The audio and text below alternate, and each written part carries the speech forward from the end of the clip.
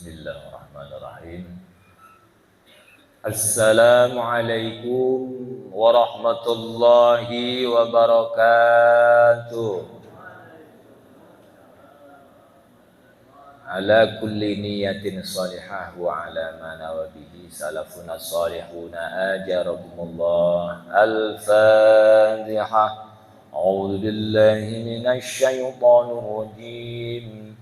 Bismillahirrahmanirrahim. Alhamdulillahi rabbil alamin. Ar-Rahmanir Rahim. Maliki yaumiddin. Iyyaka na'budu wa iyyaka nasta'in. Ihdinas siratal mustaqim. Siratal ladzina an'amta 'alaihim ghairil maghdubi 'alaihim waladdallin.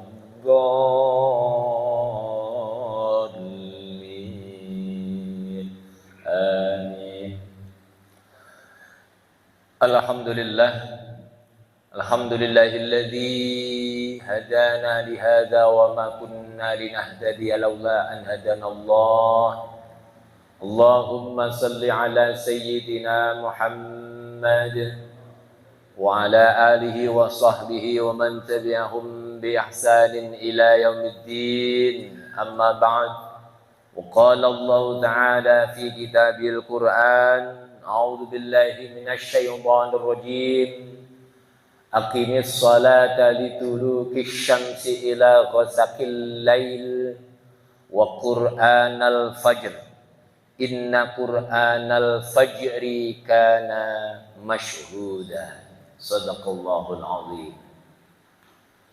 Hadirin hadirah jamaah salat subuh Masjid Jami Al-Ikhlas yang semuanya hadir pada pagi hari ini, mudah-mudahan semuanya senantiasa memperoleh rahmat dan ampunan dari Allah Subhanahu wa taala. Amin. Marilah kita awali sama-sama dengan ungkapan rasa syukur kita kepada Allah Subhanahu wa taala atas segala nikmat, rahmat, taufik, hidayah, karunia yang telah kita rasakan bersama-sama. Dengan sama-sama kita mengucapkan rasa syukur kita kepada Allah Subhanahu wa taala dengan mengucapkan alhamdulillahi rabbil alamin, dan juga kita bersalawat kepada junjungan kita Nabi besar Muhammad sallallahu alaihi wasallam. Dengan sama-sama kita mengucapkan Allahumma salli ala sayyidina Muhammad wa ala ali sayyidina Muhammad, dan juga bersalam kepada beliau dengan sama-sama mengucapkan assalamu alayka ya Rasulullah. Hadirin hadirah yang dirahmati Allah Subhanahu wa taala, kita akan sedikit membahas yaitu surah Al-Isra ayat ke-78. Tentunya ayat ini sangat berkaitan dengan diri setiap orang muslim, berkaitan dengan diri kita masing-masing, yaitu ayat berkaitan dengan perintah sholat. Perintah sholat langsung disebut di dalam Al-Quran, ya, waktunya. Maka kita harus memahaminya, waktu-waktu sholat. Jangan sampai kita ini tidak paham waktu kita sholat. Selain sholat yang harus kita kerjakan, jumlahnya sholat jangan sampai juga keliru. Karena ada yang memahami ayat ini yang tidak sebagaimana para ulama secara mayoritas. Maka di dalam ayat ini berkaitan dengan diri kita, agar apa? Kita bertambah ilmu pengetahuan kita, sehingga bertambah pula keimanan kita, dan juga tentunya bertambah pula kebaikan kita. Yang penting kan sebetulnya di situ. Ketika sudah bertambah ilmu kita, bertambah mantaplah iman kita, Maka yang paling terpenting lagi bertambah juga, yaitu amal kebaikan kita. Karena kita hidup di dunia ini diperintahkan untuk senantiasa berlomba-lomba untuk berbuat kebaikan. Fastabiqul khairat. Fastabiqul khairat, berlomba-lomba dalam masalah kebaikan. Maka dari itu kita berusaha untuk memahami ayat-ayat Al-Quran, tiada lain agar kita ini semakin bertambah ilmu kita sehingga kita bisa mengamalkannya. Karena memang Al-Quran ini harus kita pelajari.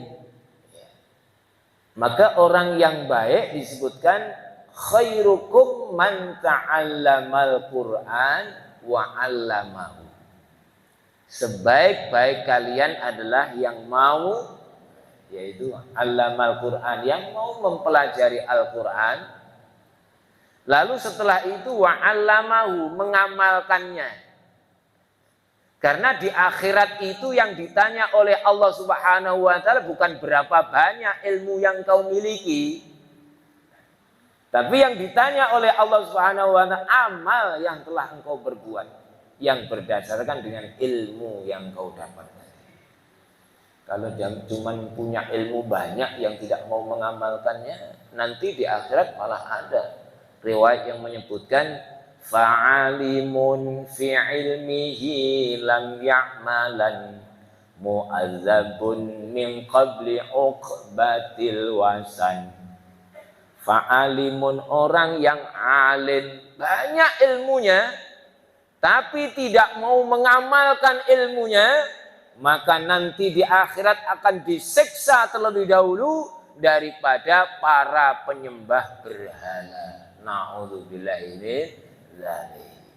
Maka dari itu ilmu kita cari, kita amalkan. Jangan sampai kita paham tentang kaitannya dengan sholat, tahu ini sholat ini wajib, ini waktunya, ada waktu zuhur, asar, maghrib, isya, subuh, tapi kita tidak mau melaksanakan sesuai dengan perintahnya Allah Subhanahu wa taala. Bisa jadi nanti itu justru yang seperti inilah yang akan mencelakakan diri kita. Maka kita akan pahami satu ayat tadi, yaitu yang kaitan dengan perintah kita sholat. Jadi di dalam surah Al-Isra, karena kita masih berkaitan dengan bulan Rajab, maka saya masih berkaitan tema kita dengan masalah-masalah yaitu tentang sholat. Surat Al-Isra atau surat yang ke-17, ayat yang ke-78. Ini sebetulnya masih berlanjut dengan 79 sholat sunnahnya, lalu berlanjut dengan doa. Sebetulnya yang diperintahkan oleh Allah, selain kita diperintahkan sholat, diperintahkan juga berdoa. Ayat. Maka ayat tadi, a'udzubillahi minasyaitonir rajim, aqimis shalah, dirikanlah sholat. Siapa yang diperintah terlebih dahulu di sini? Adalah Rasulullah Sallallahu Alaihi Wasallam. Wahai Rasulullah, apabila engkau ingin hubungan engkau baik bersama aku, maka Allah berikan ajaran terhadap Rasulullah. Aqimis sholat, dirikanlah sholat. Maka orang yang senantiasa sholat berarti telah membangun hubungannya dengan Allah Subhanahu wa ta'ala. Sholat.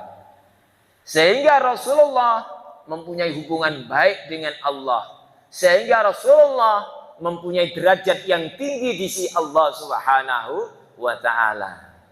Sehingga menjadilah kekasih Allah Subhanahu wa ta'ala. Dan kalau kita pengen seperti Rasulullah, mendapatkan kasih sayang dari Allah Subhanahu wa ta'ala, maka kita harus mengikuti Rasulullah.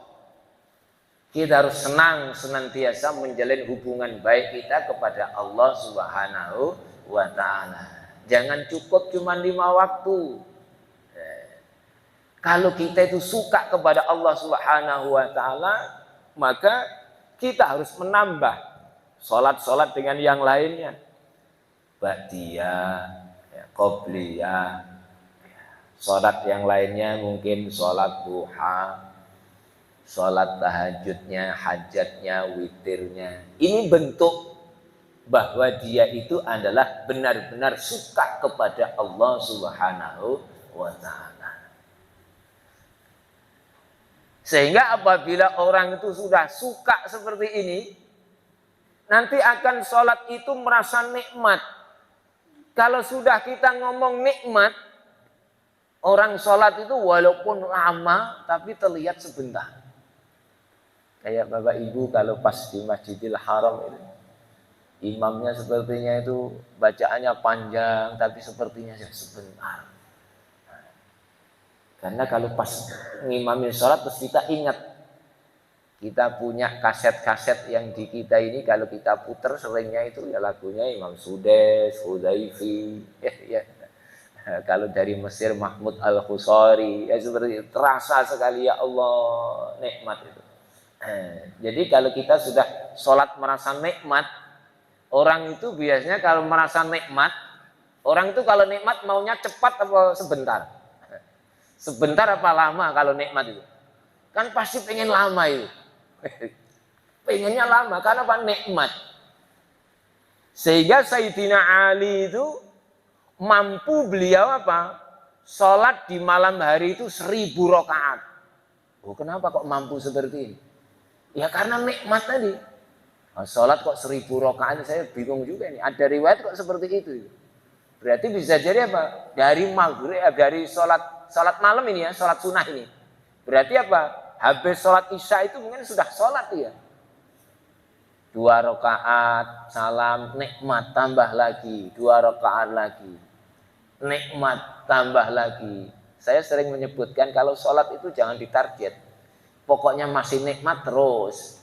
Nikmat terus. Karena kalau ditarget nanti bosen kita. Jangan sampai kita mengatakan, capek saya habis sholat. Sholat malam. Jangan. Jadi yang pokoknya nikmat ditambahi lagi. Masih enak lagi. Buka Al-Quran. Warattilil Qur'ana tartila. Tambahi lagi baca Al-Quran. Yang penting matanya masih enak, ya, badan kita masih semangat, tambahi lagi. Sayyidina Ali mampu di dalam semalam itu sholat 1000 rakaat. Dan ini ternyata yang paling disukai Sayyidina Ali. Jadi kalau sahabat dulu, kalau sudah ngomong ibadah, ini yang menjadi kesukaannya. Yang merasa senang, merasa bangga dengan apa? Ibadahnya. Bisa sholat 1000 rakaat. Tapi ada sahabat yang lain namanya Utsman bin Affan. Beliau merasa senang mengadu kepada Rasulullah ketika beliau ini sholat 1 rakaat. Wah, ini 1 rakaat. Yang bapak ibu yang senangnya sholat di malam hari cuma 1 rakaat. Saya sholat malam Pak Sufyan, sholat witir. Berapa rakaat? 1 rakaat. Sholatnya 1 rakaat. Ini Sayyidina Utsman. Sayyidina Utsman tuh sholat malam, seneng sholat malam cuma 1 rakaat. Tapi ternyata apa? 1 rakaat itu menghatamkan Al-Quran. 1 rakaat khatam Al-Quran. Berarti subhanallah, mulai dari habis isya itu, ya tentunya pasti mau menjelang subuh, mau akhir, baru selesai. Dengan berdiri, ya kembali lagi, apabila sesuatu sudah nikmat, gak terasa itu. Tapi kalau kita belum punya rasa nikmat, ya, baru imam baca basmalah, saya sudah resah di sini. Bismillahirrahmanirrahim. Alamat lama imam seperti ini dah. Pasti ini lama ini. Pasti seperti itu. Ya. Jadi ya. Maka dari itu apabila sudah merasa nikmat, itu enggak ada yang namanya lama. Tapi ternyata Utsman bin Affan itu mampu sholat 1 rakaat dengan menghatamkan Al-Quran. Kenapa bisa seperti itu? Karena sudah merasakan nikmatnya membaca sholat, ya, membaca Al-Quran di dalam sholat. Karena membaca Al-Quran di dalam sholat itu berbeda, ibu bapak, dengan kita membaca Al-Quran di luar sholat. Ada ulama yang menyebutkan kalau kita itu membaca 1 huruf, man qara'a harfan fi kitabillah, 1 huruf kitab itu, maka kita akan memilih pahala 10 kan. Tapi kalau di dalam sholat melambung nilainya menjadi 100, 1 huruf itu. Sedangkan yang kita baca berapa huruf? Kita surat Fatihah aja berapa huruf itu? Baru Bismillahirrahmanirrahim sudah 19 huruf. Lalu kita baca Fatihah, lalu kita baca surah. Itulah luar biasanya kalau kita membaca Al-Quran di dalam sholat, kita bisa membaca yang panjang. Tapi ya kembali di sini, apabila kita menjadi imam sholat, kita lihat-lihat. Kalau sholatnya zuhur, asar, maghrib, isya, jangan panjang-panjang. Bagaimana Rasulullah kalau sholat tuh yang agak panjang-panjang, biasanya sholat apa? Sholat subuh. Nah, sholat subuh itu yang agak panjang. Maka kita juga sedikit kadang-kadang kita kalau sholat subuh, biasanya yang kita baca itu 1 pojok setengah. Ya, agak beda lah, karena cuma 2 rakaat. Ya, kalau kita bacaannya terus kulhu, habis kulhu terus al-falak, kasihan yang baru datang, sampai di masjid sudah selesai. Kadang-kadang itu ada suara qomat, sampai di masjid sudah tahiyat akhir. Ya, karena tadi itu seringnya yang dibaca kadang-kadang ya itu tadi kuliah, habis kuliah al-kafir kulhu, habis itu bacanya cepet lagi. Tapi kalau bacanya agak panjang dikit kan, insya Allah sambillah kita juga menunggu jamaah juga, biar kita juga sama-sama. Jadi antara imam dan makmum, ini belen itu sama gitu kan. Karena kita mempunyai keinginan yang sama, ingin semuanya itu memperoleh kemuliaan di sisi Allah Subhanahu wa taala dengan berjamaah. Maka kita melaksanakan ibadah sholat dengan kita dasari dengan ilmu, insya Allah ibadah sholat kita itu menjadi nikmat. Aqimis sholat, dirikanlah sholat. Ini perintah Allah Subhanahu wa taala. Aqimis sholata liduluki syamsi, liduluki, ya, ketika tergelincir matahari. Liduluki syamsi ila ghasaqil lail, sampai gelapnya malam. Gelap malam, dan benar-benar malam itu gelap. Wa Qur'anal fajr. Ini agak aneh sedikit, ini disebutkan Quran lalu al-fajr.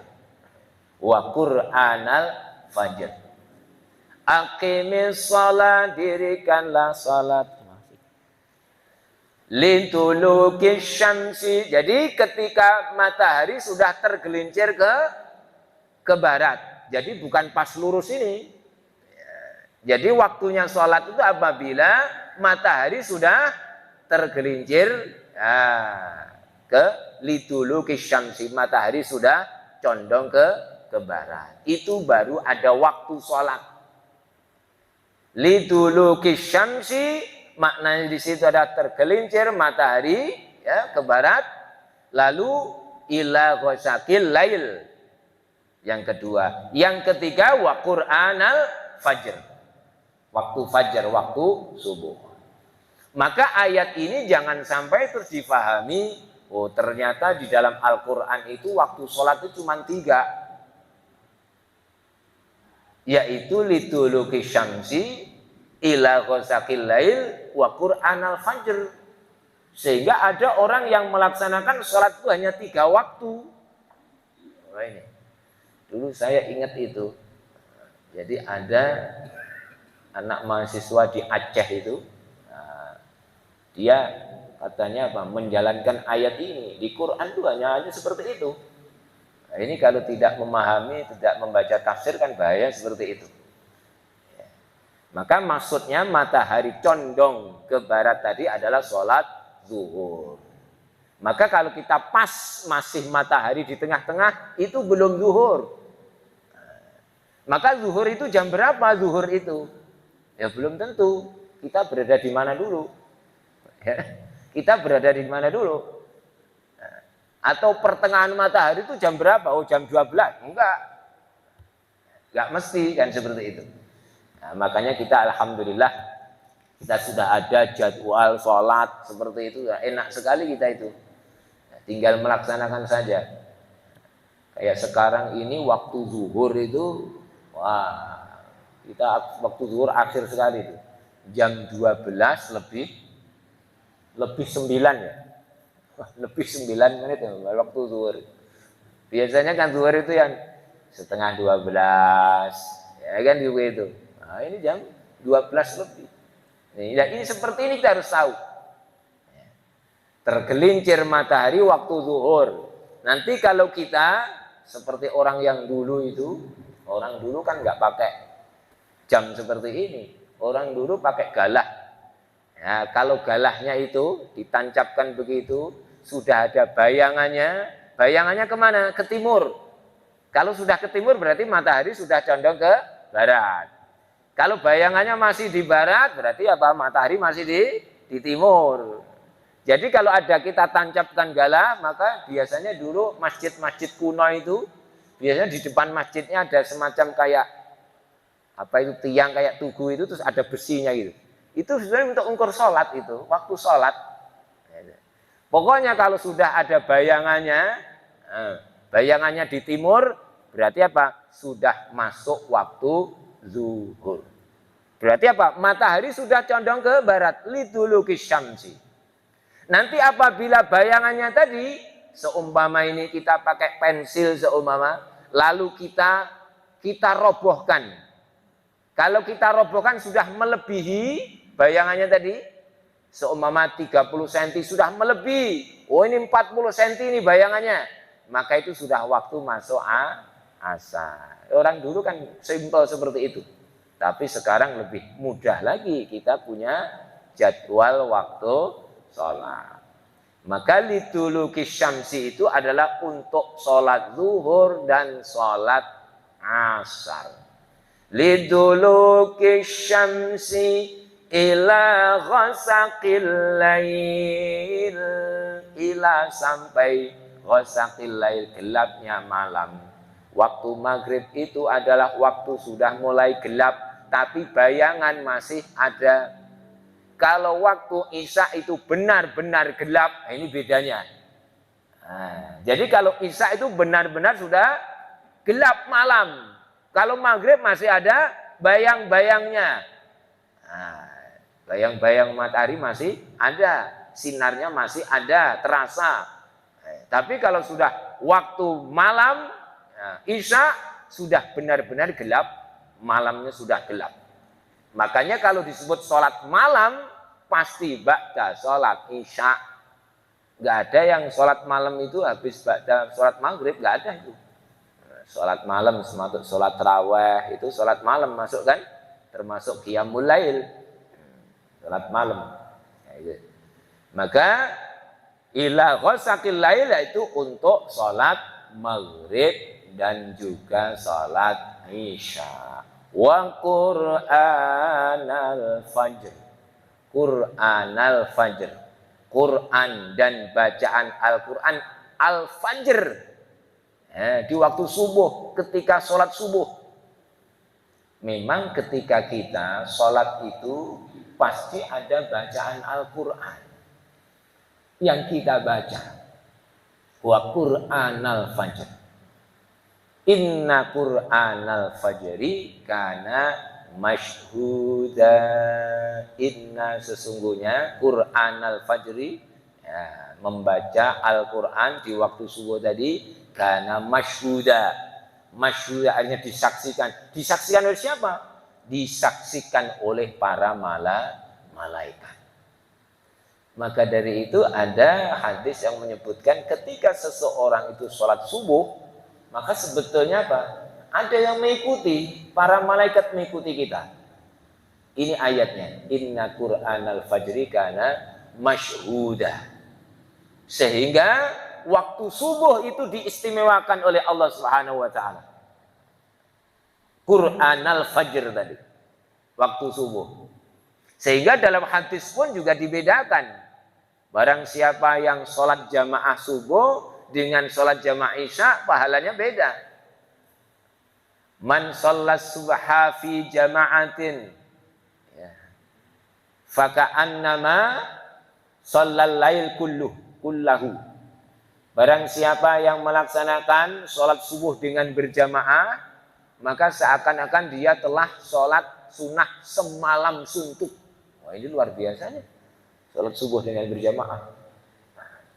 Maka alhamdulillah Bapak Ibu sudah terbiasa sholat subuh berjamaah. Ini adalah nikmat dari Allah Subhanahu wa taala. Nikmat. Kita sholat sudah tepat waktu, di awal waktu, kita berada di rumah Allah, di masjid dengan berjamaah. Ini luar biasa. Sehingga ini bisa menjadi ukuran orang itu apabila kualitas takwanya atau kualitas imannya benar-benar memiliki iman yang kuat, ya, terlihat dari sholatnya. Sholatnya tidak hanya dikerjakan di rumah, tapi di masjid Allah lagi. Karena setiap perintah-perintah Allah Subhanahu wa taala yang diawali dengan kata-kata iman, itu sebetulnya apa? Menjadi ukuran kualitas keimanan seseorang. Kalau ada kata iman, ya. Ya ayyuhalladzina amanu idza nudiya lis-salati min yaumil jumu'ati fas'au ila dzikrillahi wa dzarul bai'. Kata ya ayyuhalladzina amanu tentang salat Jumat, surat Al-Jum'ah ayat yang ke-9 itu. Wahai orang-orang yang beriman. Berarti apa? Mau kecil, mau besar, mau muda, mau tua, dipanggil oleh Allah Subhanahu wa ta'ala. Idza nudiya lis-shalah, apabila telah tiba panggilan salat di hari Jumat, fas'au, maka bersegeralah ila zikrillah, yaitu untuk apa? Mengingat Allah. Maka menjadi ukuran kalau ada sebutan ya ayyuhalladzina amanu. Orang yang benar-benar beriman pasti akan senantiasa melaksanakan sholat Jum'ah. Pasti itu.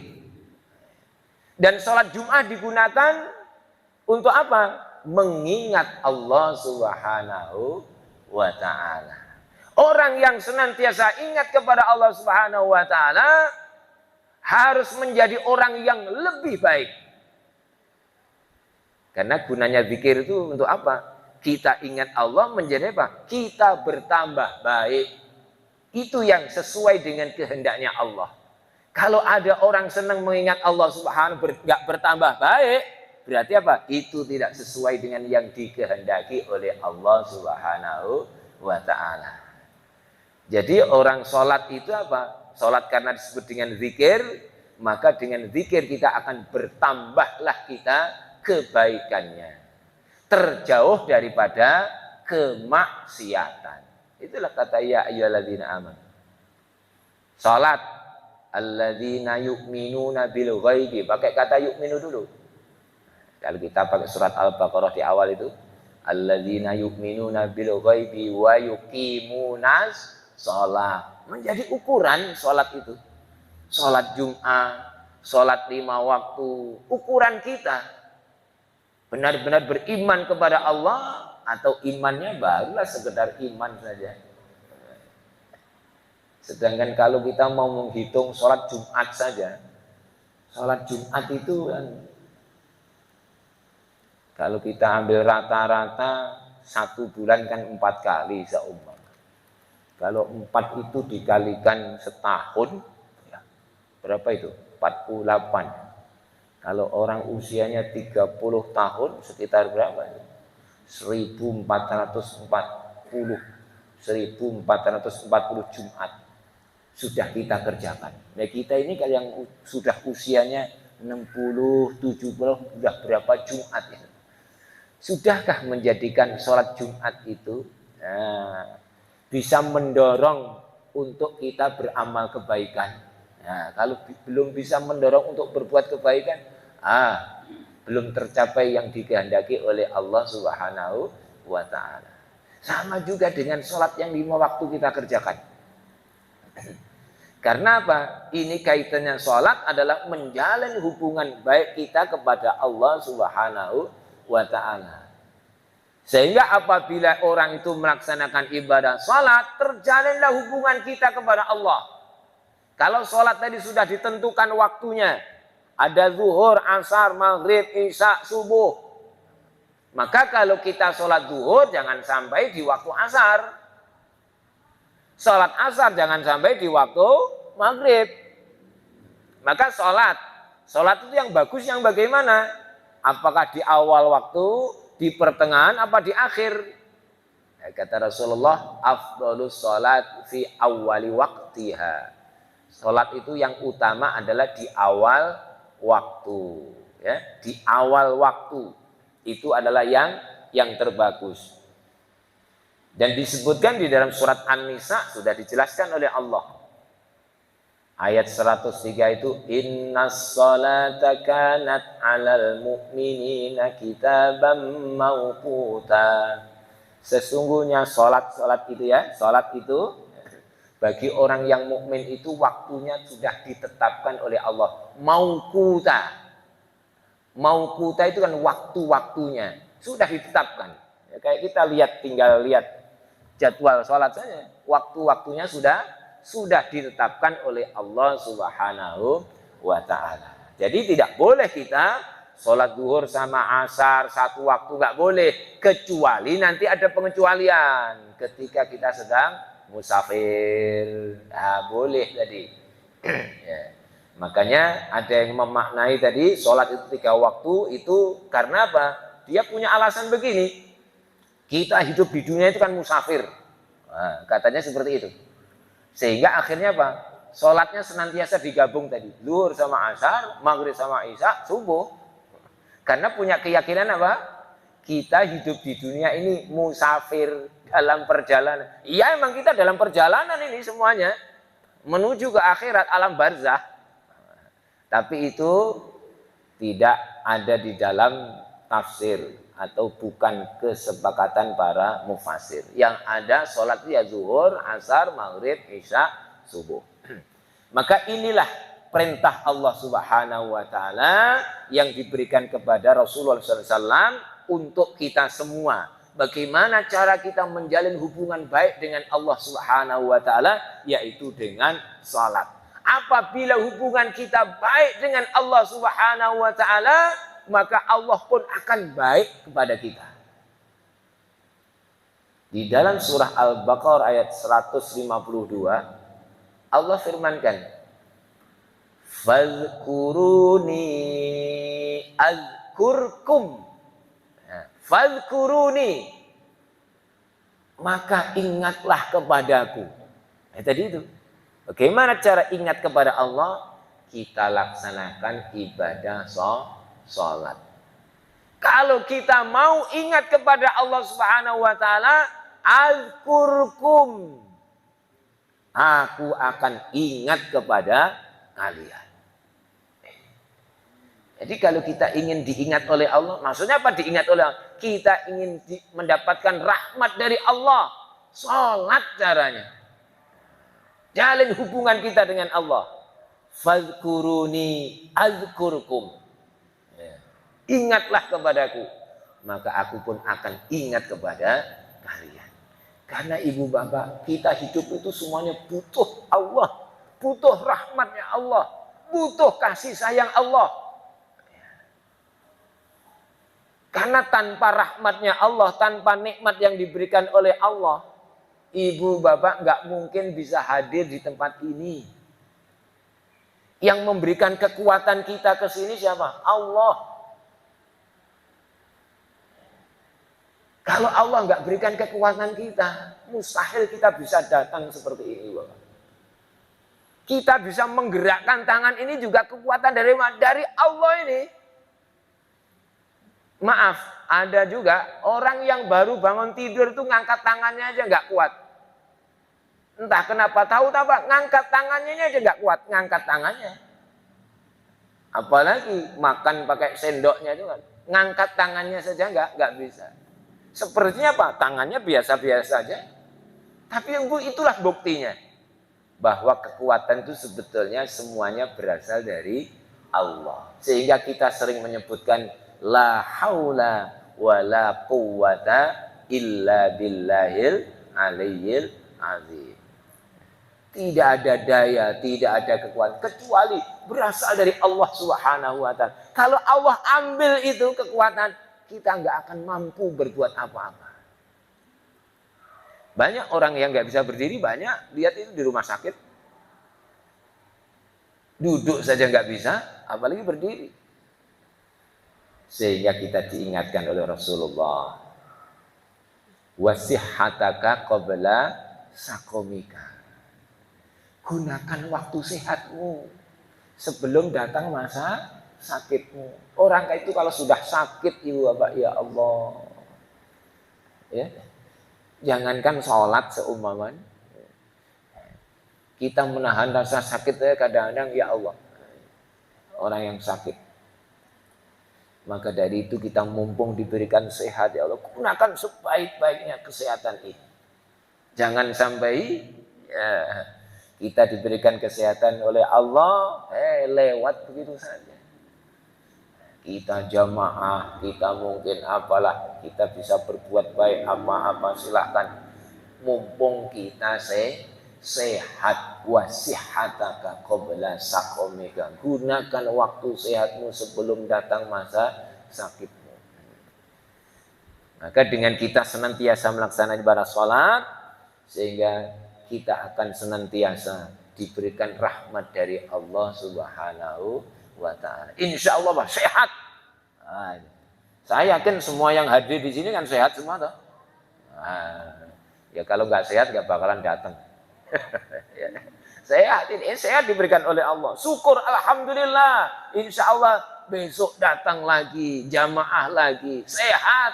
Nah, makanya seringnya kalau nggak datang kan ada yang nanya, Bapak si A itu kok nggak datang-datang kemana? Apa sakit ya? Oh, biasanya seperti itu. Nah, berarti kalau kita hadir sehat, maka kita mensyukuri nikmat Allah Subhanahu wa taala. Diberikan kesehatan oleh Allah, kita pakai untuk kebaikan, amalan yang terbaik. Subuh kita berada di dalam masjid. Membangun yaitu apa?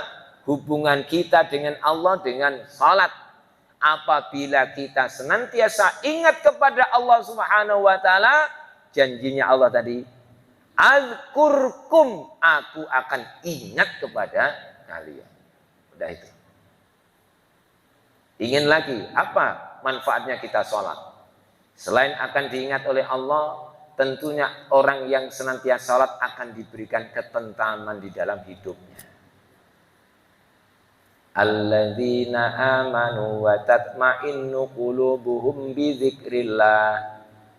Ala bi dzikrillah tatma'innul qulub. Ala bi dzikrillah, ala ketahuilah, bi dzikrillah dengan zikir kepada Allah, tatmainnul qulub, hati ini akan menjadi tenang. Tenanglah hati ini. Surat Ar-Ra'd ayat yang ke-28. Ala ketahuilah, maksudnya apa kok disebutkan ala ini? Jangan sampai kita nggak tahu. Kalau kita pengen hati kita tenang, maka caranya bagaimana? Banyak-banyaklah kita berzikir kepada Allah Subhanahu wa ta'ala. Dan termasuk yang disebutkan zikir adalah sholat. Salat itu juga disebut dengan zikir. Surat Toha ayat yang ke-14. Innani anallahu la ilaha illa ana fa'budni wa aqimis salata li dzikri. Nah, itu ayatnya itu. Surat Toha itu surat yang ke-20 ayat yang ke-14. Letaknya ada baris di atas. Innani anallah, innani sesungguhnya aku adalah Allah. Innani anallah, la ilaha, tidak ada Tuhan yang pantas, yang layak untuk disembah kecuali aku. Innani anallah, la ilaha illa ana fa'budni. Yang pantas, yang layak disembah hanyalah Allah Subhanahu wa ta'ala. Wa aqimis salata li dzikri, dan dirikanlah salat untuk mengingat aku. Jadi kalau kita salat berarti apa? Kita sedang berzikir kepada Allah Subhanahu wa ta'ala. Ya. Sudah suruh ini Pak ya? Ya. Maka mudah-mudahan kita ini semangat untuk senantiasa ya, sholat ini kita perhatikan.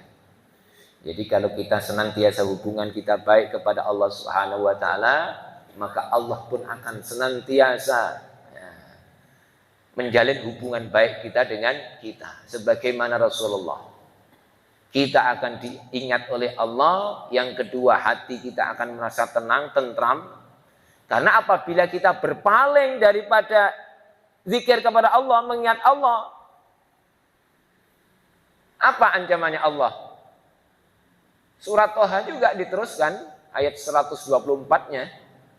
Wa man a'rada an zikri fa innalahu ma'isyatan dongka.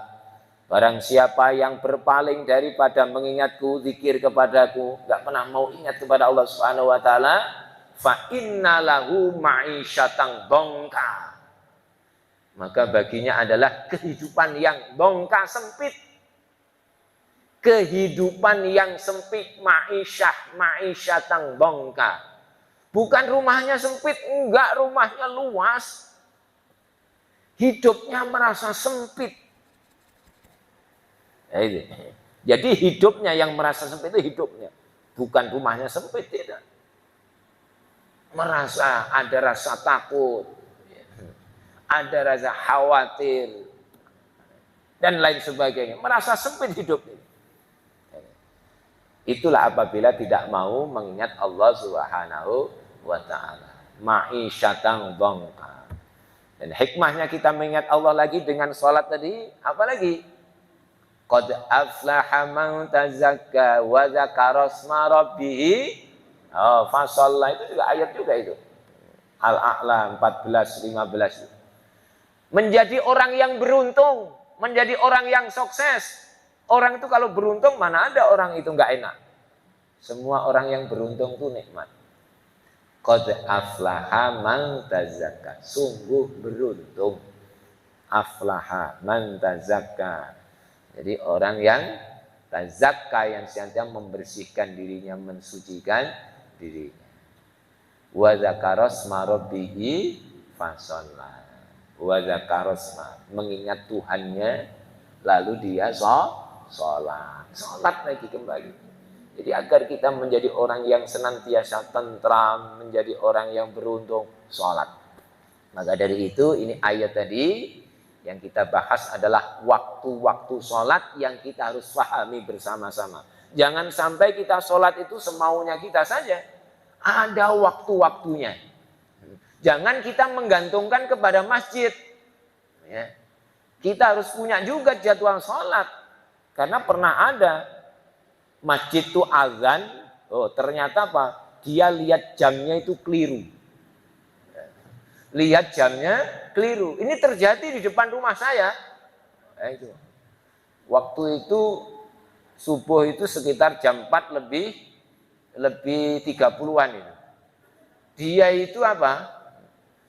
masih jam 3.30 sudah ada azan. Wah, kaget juga itu. Setelah selesai terus ada bunyi lagi. Mohon maaf, tadi salah melihat jam. Allah, seperti ini yang bahaya itu. Wah itu. Apalagi nanti kalau kita nanti puasa, kita harus tahu tuh jadwal puasa itu, azan jam berapa, ya itu kita harus tahu itu.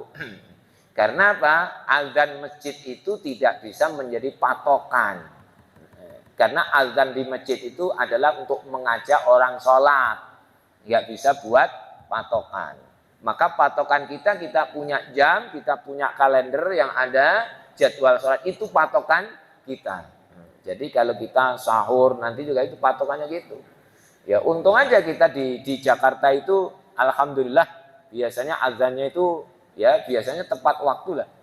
Kalau di Jawa sana, Jawa Tengah, Jawa Timur itu ya Allah itu. Ya, azan zuhur itu jam 2. Jam 2 itu baru azan zuhur itu. Oh, kadang-kadang asar itu loh. 4:30 itu baru azan itu. 4:30 baru azan. Karena apa? Memang azan itu ngajak orang sholat. Ya, bukan waktu sholat. Ngajak orang sholat. Yuk kita sholat di masjid. Azan.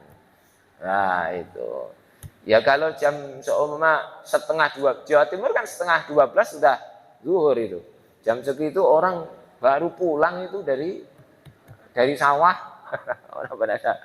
Maka dari itu ya kita harus punya kalender ini. Inilah waktu sholat, yaitu di dalam surah Al-Isra ayat yang ke-17. Mudah-mudahan ini kita bisa mengambil manfaatnya, dan mudah-mudahan yang penting tiada lain adalah kita mengamalkannya. Kalau kadang-kadang mencari ilmu itu gampang, mengamalkannya kita itu yang lama, ya? Mengamalkannya yang lama. Maka kita berusaha sholat tidak hanya tepat waktu, tapi kita kerjakan sholat adalah di awal waktu, karena itulah yang lebih istimewa. Demikianlah, mudah-mudahan ini kita bisa mengambil manfaatnya. Kita baca alhamdulillah, alhamdulillahirabbil alamin, subhanakallahumma wa bihamdika asyhadu an la ilaha illa anta astaghfiruka wa atubu ilaik. Assalamualaikum warahmatullahi wabarakatuh.